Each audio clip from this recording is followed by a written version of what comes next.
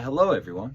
Welcome to another episode of Learning with Levi, where we take music theory concepts and apply them to songs used in the real world. Today we will be learning about one of my favorite concepts in all of music theory, secondary dominance.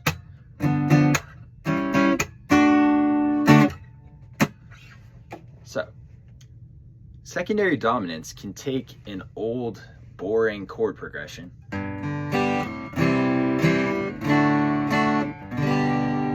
Let's be honest, no one really wants to hear that. Secondary dominance, however, can turn this into something with a little bit more flavor, add a little bit of spice to it. For example,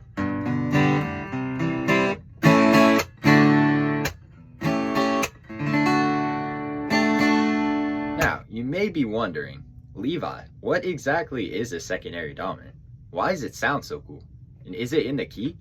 Well, have no fear. I'm here to answer all of those questions and more. I will now try to dumb this down as much as I can. So, let's say we are in the key of F major. We move in the chord progression to a C chord. C is obviously the dominant 5 chord in the key of F major. So let's say we're moving there. However, if we wanted to make things a little bit more interesting, let's say we add a G right in the middle of this progression. Now, why does this work? G is obviously not in the key of F. However, in the key of C, G is the 5 chord, the dominant chord. G is acting as a secondary dominant here. So we're basically stealing it from the key of C. Now, on to boring technical theory terms. We have the same example above, only this time a 7th chord. A 5-7 of 5 is the most common type of secondary dominant. In this example, we have a 5-7 of 5, G7. Notice how we had to make that B flat a natural in order for it to be a G major triad and not a G minor triad.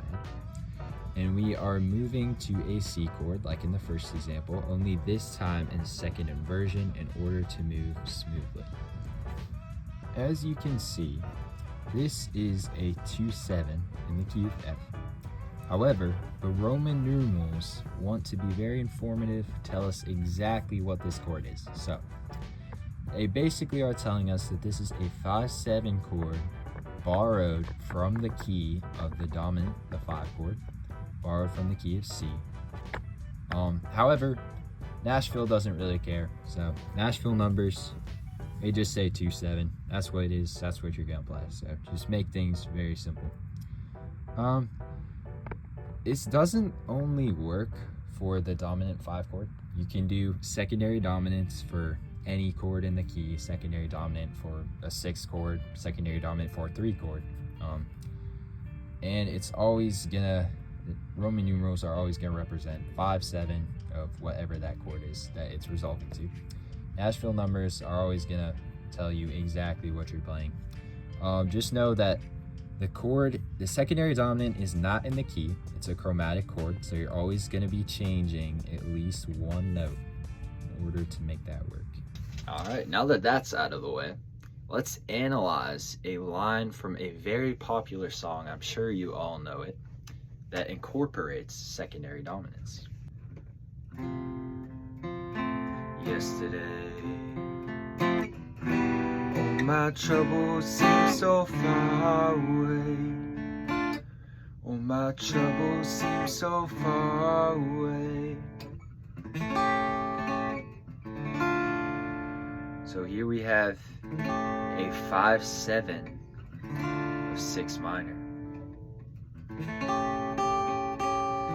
So this A7 chord would be the 5-7 chord in the key of D minor. Alright, now that we've seen a real-life example of secondary dominance being used, let's write a song of our own about secondary dominance using secondary dominance. Secondary dominance makes a song more interesting. Secondary dominance, what a cool little neat thing.